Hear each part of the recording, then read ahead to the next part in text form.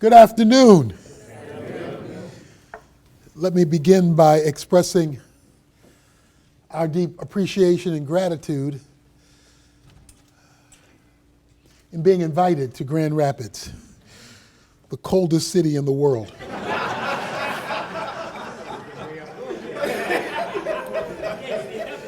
And Alaska has nothing on you. But I am indeed very grateful for the relationships that God has given us here, especially with Pastor Moody, but with a number of others who I've seen on other opportunities that we've been here. I am here with our executive director of our national ministry, the Urban Alternative, Jonathan Pitts, and we are honored to be here. There are a lot of invitations because of radio, television, books, internet, come all the time, and so you have to make choices about, where to go. And one of the criterias that's very high on the list of those that we can consider with the allotted time that we have is when churches are seeking to come together to reflect the kingdom of God in a particular locale.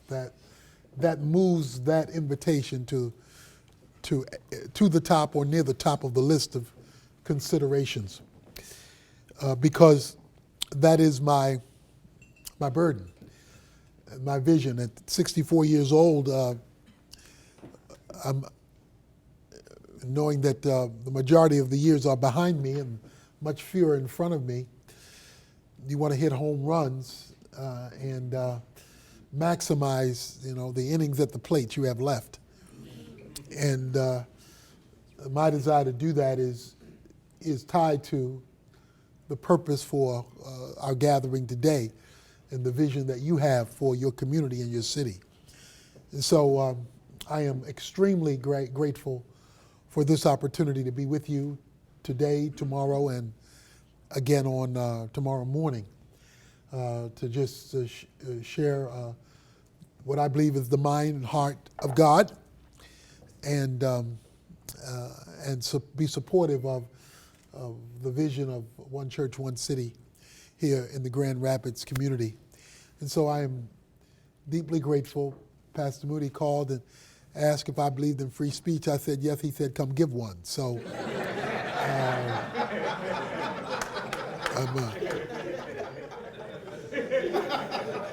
I'm very grateful for this opportunity.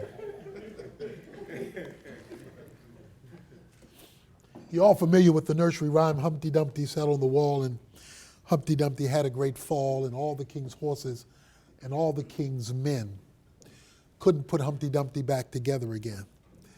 That nursery rhyme is the saga of a man named Mr. Dumpty. And Mr. Dumpty had reached the precipice of a wall, and as he observed the world around him, something cataclysmically went wrong.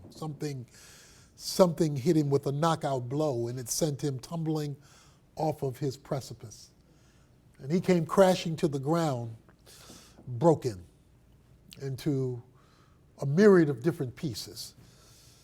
And he needed to be fixed. He needed to be glued back together. He needed some help because it was evident that Mr. Dumpty was unwilling, or both, to resolve his fractured reality. What's interesting about the nursery rhyme is where Mr. Dumpty went to get his problem resolved. He didn't go to his family. He didn't go to his neighbors. He didn't go to the church. Mr. Dumpty went to the White House. Now we know that Mr. Dumpty went to the White House because the king got involved. Not only did the king get involved, but I'm sure the king was emotionally moved to resolve Mr. Dumpty's problem to such an extent that he called a meeting of Congress. And we know Congress got involved because all the king's men got involved. So there's this congressional gathering at the behest of the king to pass a Fix Mr. Dumpty law and to provide the necessary funding and programmatic support systems for Mr. Dumpty to be healed. for his fractured reality to be reversed. But the tragedy of the nursery rhyme is that all the king's horses and all the king's men could not put Humpty Dumpty back together again. That all the intellect, economic resources, programmatic thrust failed in their efforts to fix this fracture. When in 1965, Lyndon Baines Johnson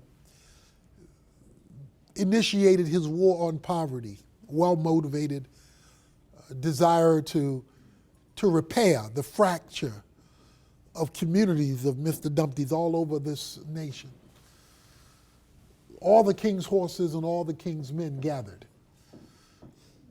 well-intentioned to put Mr. Dumpty back together again.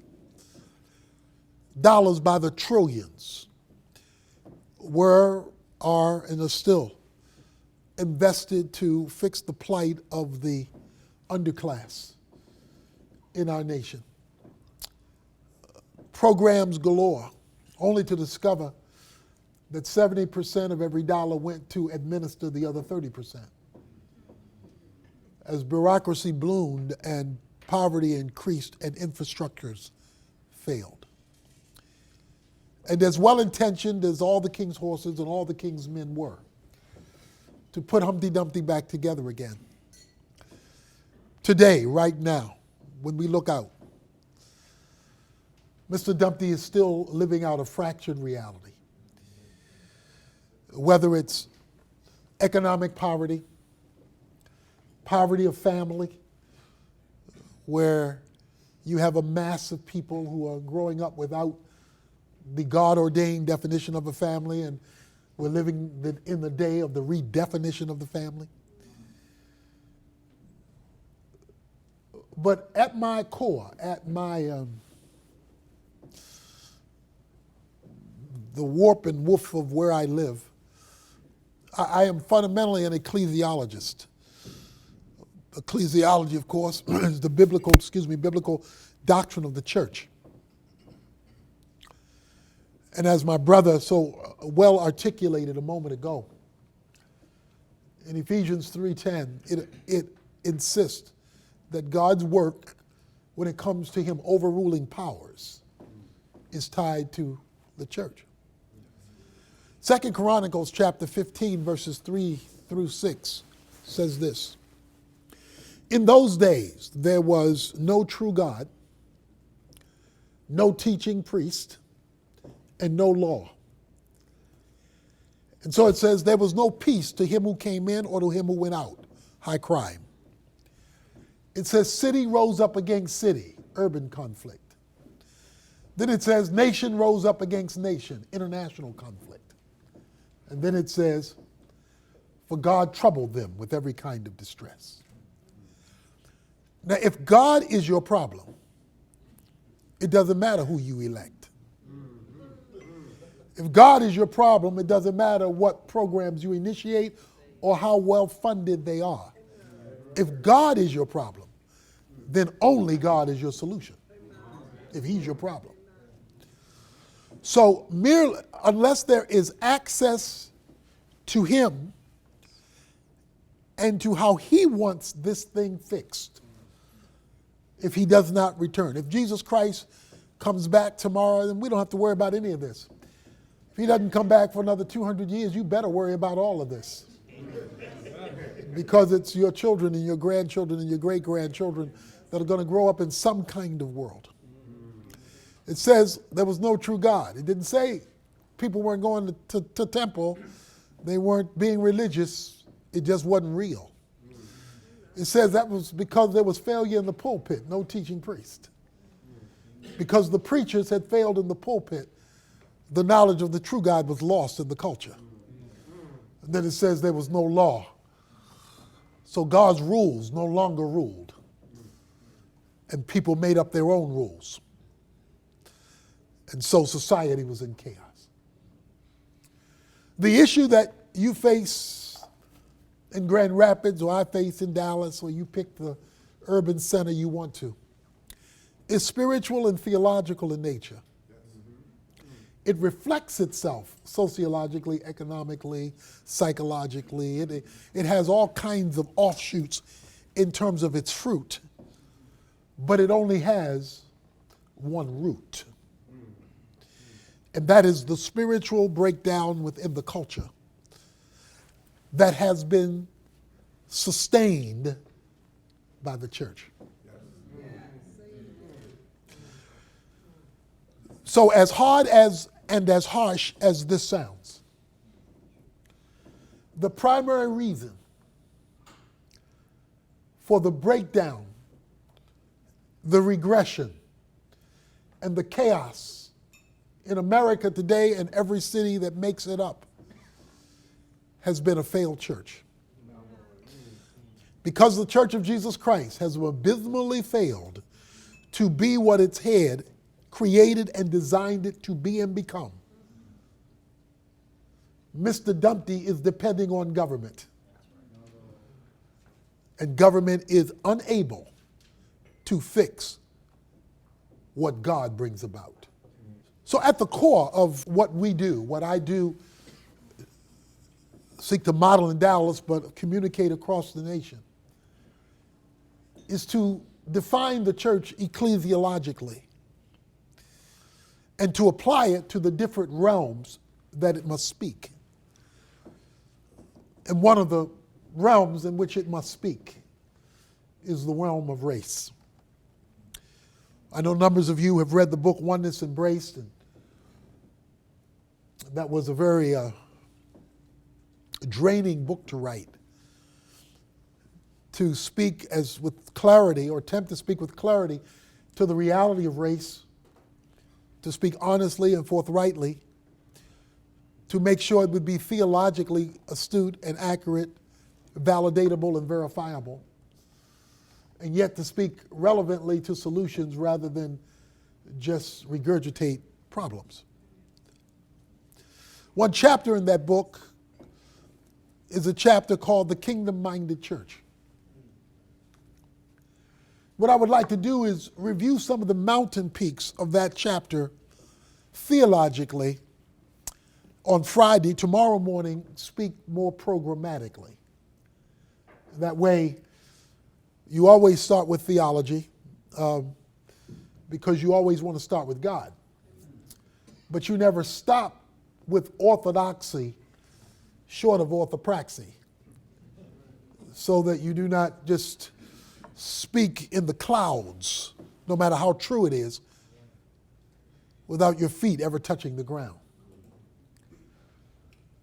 Jesus is in the clouds because he's seated on the right-hand side of the Father. His body touches the ground. And Ephesians 1:22 and 23 says, and the church is his body. I'm an avid football fan and been the chaplain of the Dallas Cowboys. My son played in the NFL for a while, and in Super Bowl 43,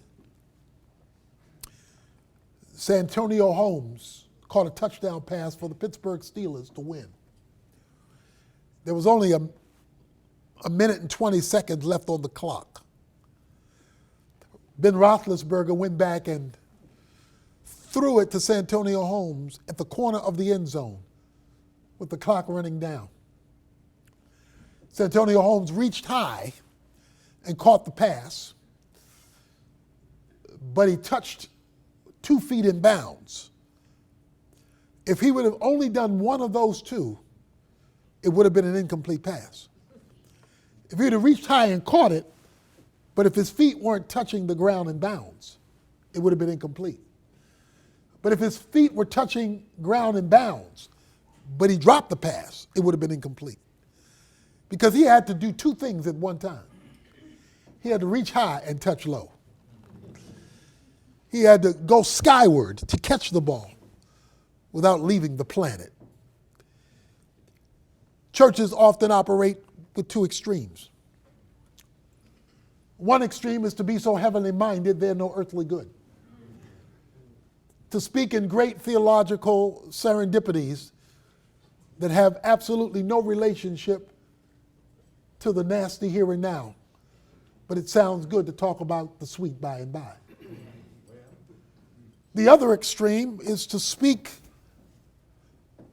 earthly, socially, politically, economically, and touch the ground without reaching up to the sky. To be secular in your approach as though there were no God or were no true God. And heaven and earth don't meet each other. In Jesus Christ, heaven and earth meet. He's called the God-man. He's fully God and fully man in one person, unmixed forever. It's called the hypostatic union, where heaven and earth meet. So he can be thirsty and walk on water. He can be hungry and feed 5,000. He can die and get up from the grave. Because he reaches high and touches low, and he does both simultaneously. In the two key verses on the church, found in Matthew chapter 16, verses 18 and 19. I will build my church. The gates of hell shall not prevail against it. I will give you the keys to the kingdom. Whatsoever you bind on earth will be bound in heaven, and whatsoever you loose on earth will be loosed in heaven. The reason I call that the two key verses is because of a hermeneutical law called the law of first mention. The law of first mention simply says, when you want to understand a biblical concept or truth, look at the time it's first mentioned. The reason we believe marriage is between Adam and Eve and not Adam and Steve is the law of first mention. He made them male and female. And since God never changed the definition, we don't get to make up one. The law of first mention, this is it. The word church has never been used before. Jesus asks his disciples, his ministerial association, if you will, the disciples who were on their way to becoming apostles, who do you say that I am? Of course, the you is plural, so he didn't ask Peter the question. In the Greek text, the you is plural, so he's asking the group the question. So Peter, when he speaks, is not merely speaking personally, he's speaking representatively, because he wasn't asked the question. Of course, he says, thou art the Christ, Son of the living God. Jesus says, you're Peter, a stone. But if you read that chapter, you know that I go into detail on the word rock. The word stone, Petros, the word rock is Petra. Now, most people I know look at the rock as Jesus referring to himself, but I don't think so. Jesus has already declared that Peter was right in declaring him the Son of God. I just suggest that Jesus had forgot that he didn't ask Peter the question. He asked the whole group the question. The you is plural. If Jesus were texting, he would say, who do y'all say the Son of Man is? The word Petra in classical Greek was used of a collection of stones that had been knitted together to form something bigger than any one stone could ever be on its own. It meant stones clustered together. If Peter were here speaking to you today, I believe if he were quoting, he would quote himself from 1 Peter chapter 2, where he says, ye are all living stones come together to form one spiritual house. The great tragedy in this city or any city are stones that never wind up becoming a rock. There's a stone here, and a stone there, and a stone there, and a stone there, and a stone there, and they stay stones. Jesus, Peter, I'm not going to deny you being Petros. I'm not going to take away your stoneness. But when it comes to what I'm trying to pull off, I need more than a stone. I need a rock. I need individual stones clustering, becoming something bigger than any one stone could ever be on its own. Petra. And upon that, I will build my church. Well, knowing that, then it should not surprise us that the devil's chief goal is disunity. Because if unity, stones becoming a rock, is the thing he would use to build what he's seeking to build, then you would want to keep those stones from ever becoming rocks. Because that would be the one thing that hell can't overrule. He can overrule stones.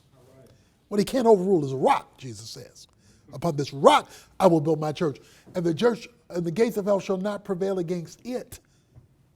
That's the rock that he forms, called the church.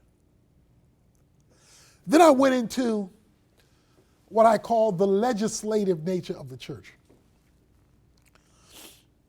For most who dissect that chapter, I know it's a different kind of concept.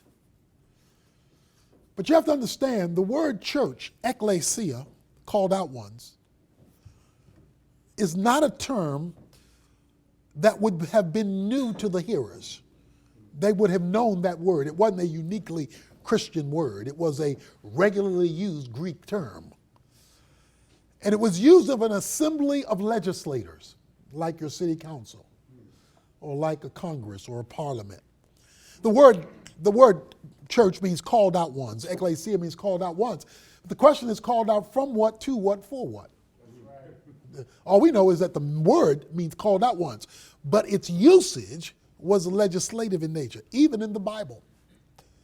Because in Acts chapter 19, verse 39, it says the ekklesia came together to go to the courts in order to legislate against the proliferation of Christianity. And it uses the word church, ekklesia, talking about legislating against Christianity because it was legal in nature. My illustration is embassies. America has embassies all around the world. An American embassy is basically a little bit of America a long way from home.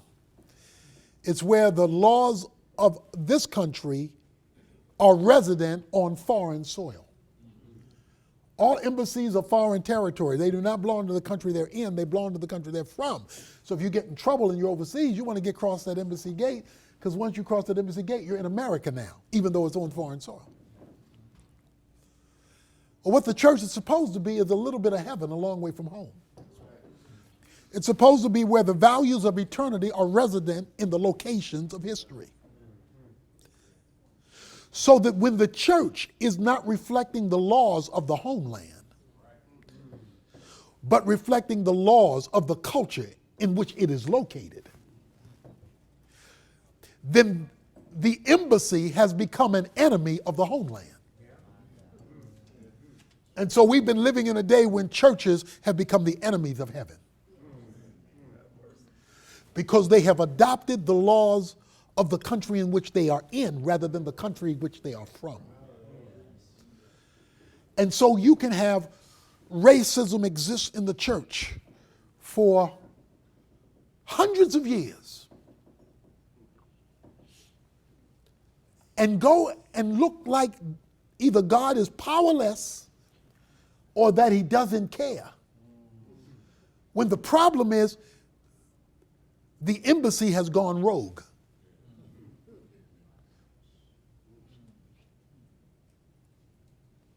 And it is not reflecting the legislative responsibility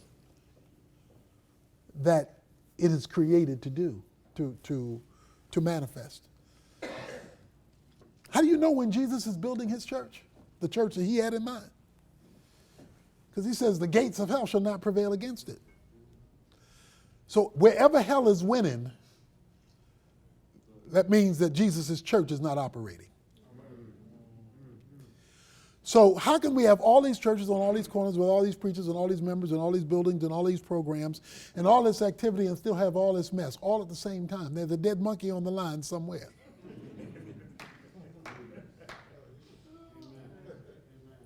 So maybe it's because we're not building Jesus' church, we're building our church using Jesus' name. Doing good things. I mean, discipleship, preaching, singing, worshiping, teaching. All those are good things, but no legislating.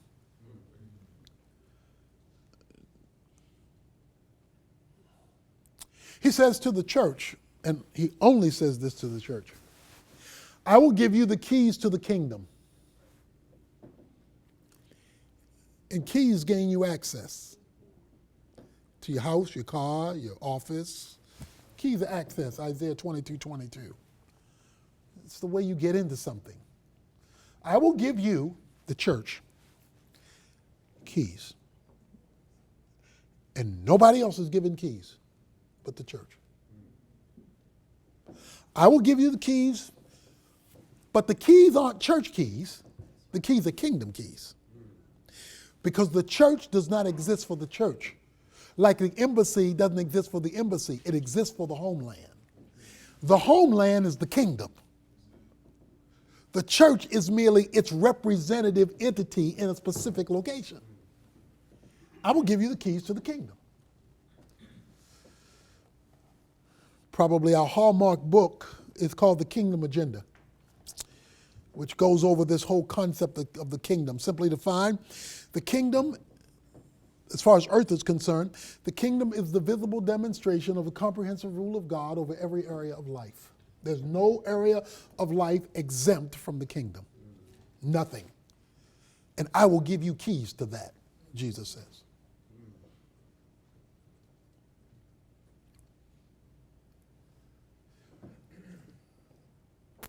I don't know if I mentioned this in the chapter or not, but I was in, it happened again with me the other day, as I think about it. I was in New York at the Marriott Hotel in New York, and I had to fly to Chicago. I left New York, went to Chicago, and when I got to Chicago, I checked into a Hilton, went up to the 35th floor, put my key in, click, click, click, click, click, click, click, red light, red light, red light. So you know how frustrating it is to go up 35 floors with luggage, with it being cold, and the key doesn't work. That's like being evangelically ticked off. You know, you just...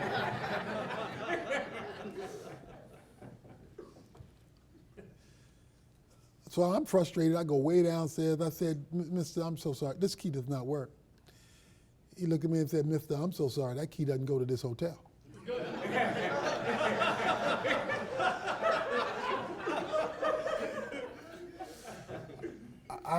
I had forgotten to throw away my Marriott key, and I was trying to use a Marriott key and a Hilton lock, and that key doesn't fit that kingdom.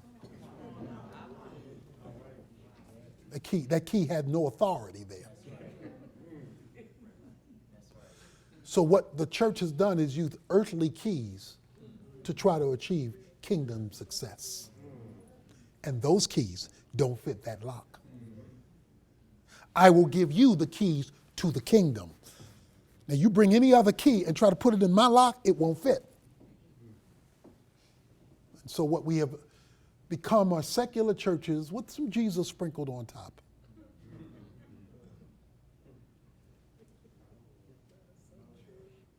And the doors don't open. And how do you know when the door is open? Because he says, whatsoever you bind on earth will be bound in heaven. And whatsoever you loose on earth will be loosed in heaven. Notice, time and eternity, heaven and earth. Whatever you bind will be bound. Whatever you loose will be loosed. Binding and loosing means forbidding or permitting, restricting or allowing. Heaven will back your play. Heaven is not backing our play.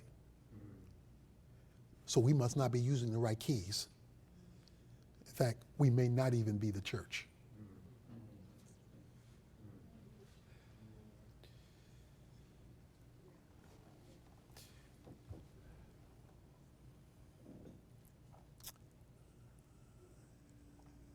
The referees in football are small in number. There are only 9 of them. There are 54 players on both sides of the ball.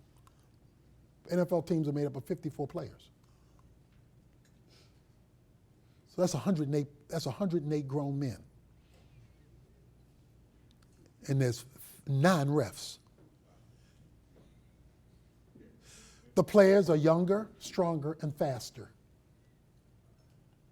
The refs are older, fatter, and slower.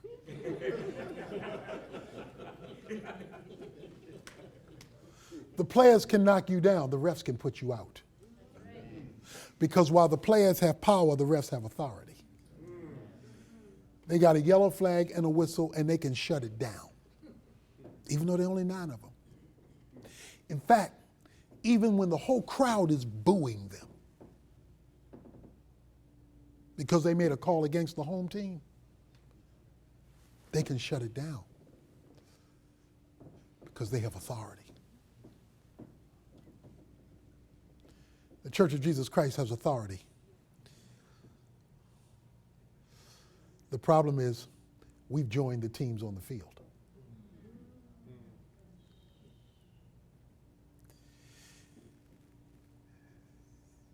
He's speaking legislatively. He says the gates of hell. The gates is where the elders met to legislate the laws of Israel. The elders met at the gates. That was a legislative role. He says the keys to the kingdom. Kingdom is a legislative rule.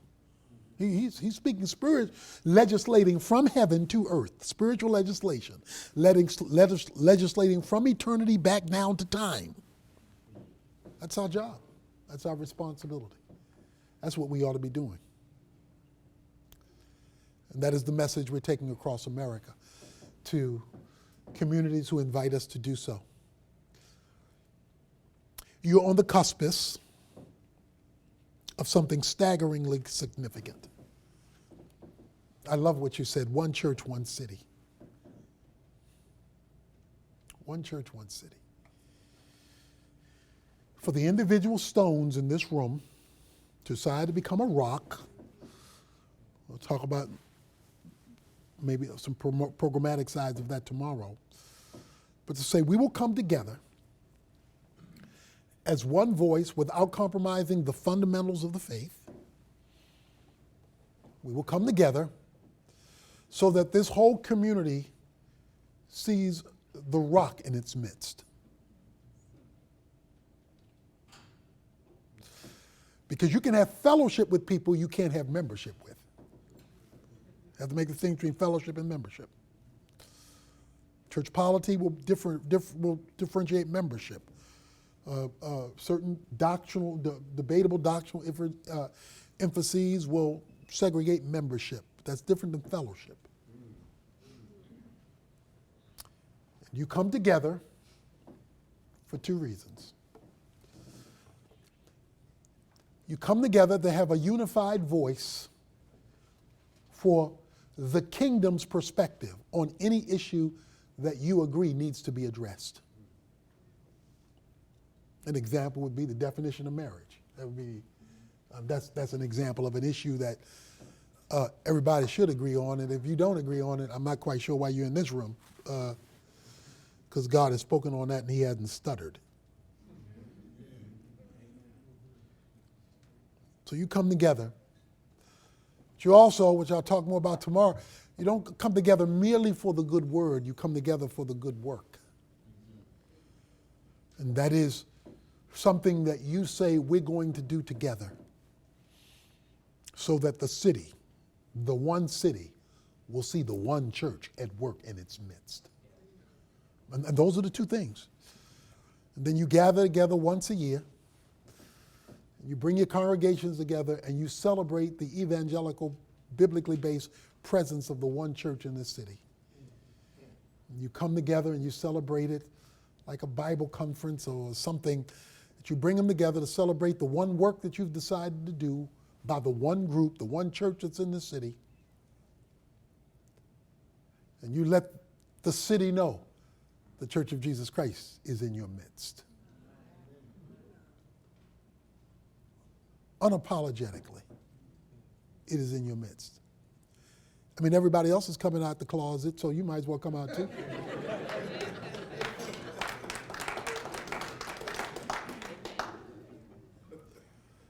A man was driving his wife to their honeymoon, and it was a foggy day, hard to see in front of you. He needed to pass this big, slow truck that was in front of him, so he went out to go around, and he didn't see the oncoming van. And it was a head-on collision. His car was rolled over into a ditch. He was briefly knocked out, and when he came to, he looked on the passenger side, and there was his bride gushing with blood.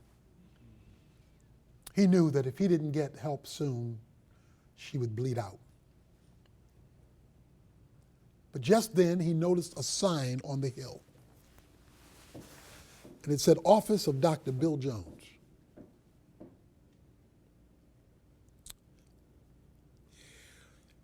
How fortunate was this? Doctor's office right in front of it. He picked up his bleeding bride and walked her, stumbled up the hill, knocked on the door. An old man came to the door and he said, what can I do for you? He said, she's dying, save her. The old man said, I'm so sorry, son. I stopped practicing a long time ago. The young man looked at him, looked down at his bleeding bride, and looked at this old doctor. He said, mister, you have two choices. Save her or take down your sign. But don't have a sign stuck out in front of this building saying that you deliver folk. And when I bring my bleeding bride up here, you don't practice anymore. Just tell the truth. Take down your sign or do your job. But don't have a sign and not do your job. We've all got signs in front of our building called church. So either keep up the sign and be the church, or take down the sign and let's call it what it is. A weekly religious gathering to provide inspiration to people spiritually. Because if that's all we do, that should be all we advertise. But if we are the kingdom of God, legislating from heaven to history on every issue that comes and reflects the values of the kingdom of God, then keep your sign as we do our job. So I am excited about what you're doing. We have some things we want to give you outside as you leave, some teaching information, the Fellowship of Churches that was mentioned, some information on our Adopt a School initiative. I'll talk about that more tomorrow. And then the books, if you don't have them, Kingdom Man, Kingdom Woman, The Kingdom Agenda, and Oneness Embrace. They're out there as well. I'll stay around for a few minutes and sign them. But thank you for the privilege of allowing me to be with you. More than that, I thank you for your decision and desire to be one church in this one city. God bless you.